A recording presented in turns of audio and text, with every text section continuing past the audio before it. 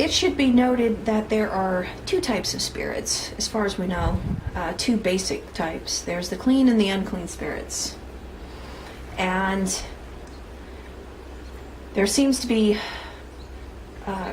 quite a few traditions from Mediterranean culture, pre-Christian Mediterranean culture,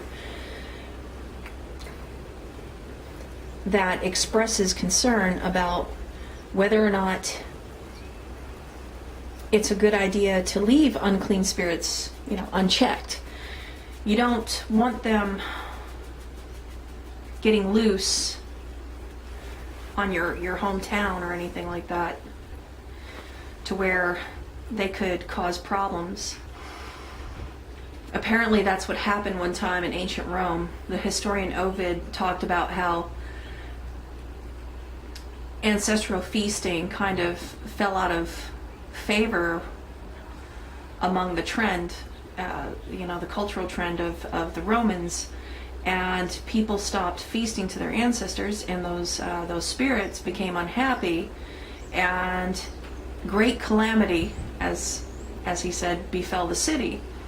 People were suffering from mental issues like breakdowns, depressive disorders. Nobody had any decent luck, I guess. If you could trip over a crack and break your back, you absolutely would. That kind of calamity, I suppose. So the Romans reinstated this trend, and almost lawfully so. They were like, you don't have a choice. You need to be tending to your dead. Unhappy spirits make for unclean spirits. So the idea of maintaining a positive connection with your dead seems to have a serious effect on your life, especially, in ancient times. You certainly didn't want grandma or grandpa getting mad at you because, you didn't properly honor them during their funeral, and you sure as heck don't do it now that they've been gone for 2 years, that sort of thing. So the Romans were very meticulous on how they handled their dead, but not all dead could be helped. Some were suicides, and some died from murder, and those would absolutely make unclean spirits, and they could not be reconciled. So it was just a rule of thumb to try to keep these spirits at bay. And I would assume that one of the ways they did that was maintaining a positive connection with some of those spirits that they could work with.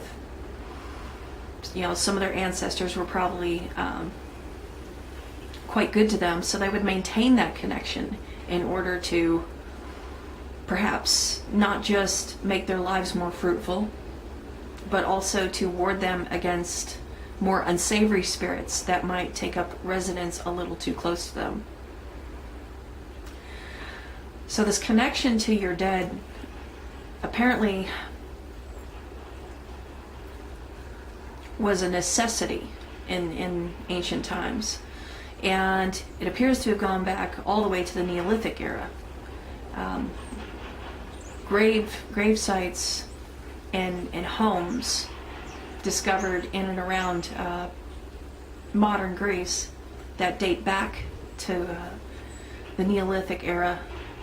They actually found bones of people buried in the floorboards. So people were so bent on keeping close contact with their beloved dead, their sacred dead, that they would even be willing to bury grandma and grandpa under the floorboard if they had to. That's very unusual. But, that was I believe that was a way of sharing space without the dead actually occupying the living space of that home. That tradition appears to have inspired what we found among Hittite culture. The Hittites had a very interesting tradition. When someone died in their home and it was like the patriarch or the matriarch, they would evacuate the home, and it would just become some kind of shrine to that dead person. That would still be their home. That would be like their grave. Now, that's not a very good use of space, so I can definitely see how that tradition did not endure, because you can't leave your home every time somebody passes away. It just fork it over to the dead. But we see a lot of trial and error throughout different ages where people would try to continue to maintain a positive connection with their dead and keep them close somehow, some way, to maintain a balance in their lives that only their sacred dead could provide. But also try to keep a distance, a certain amount of distance between them and their dead, because they are part of the living.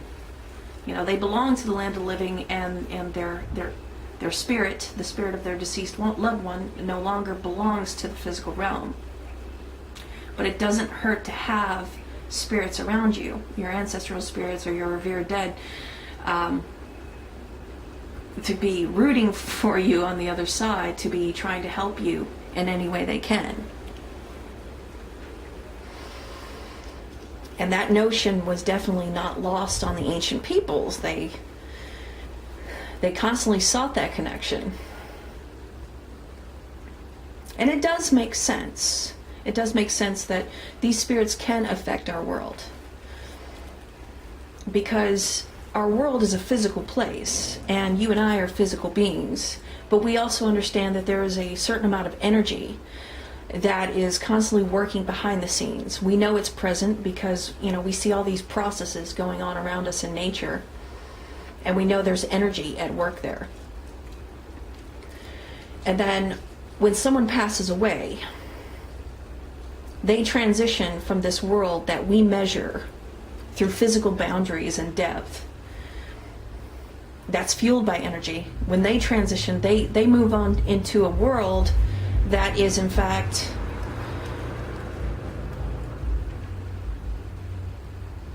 it's shaped by energy, it's defined by energy, and it is fueled by energy. So there are some differences between the physical plane and the spiritual plane, but there are connections between the two. And for as well as we can tell, it appears that our sacred dead helped us to bridge the gap between the known and the unknown.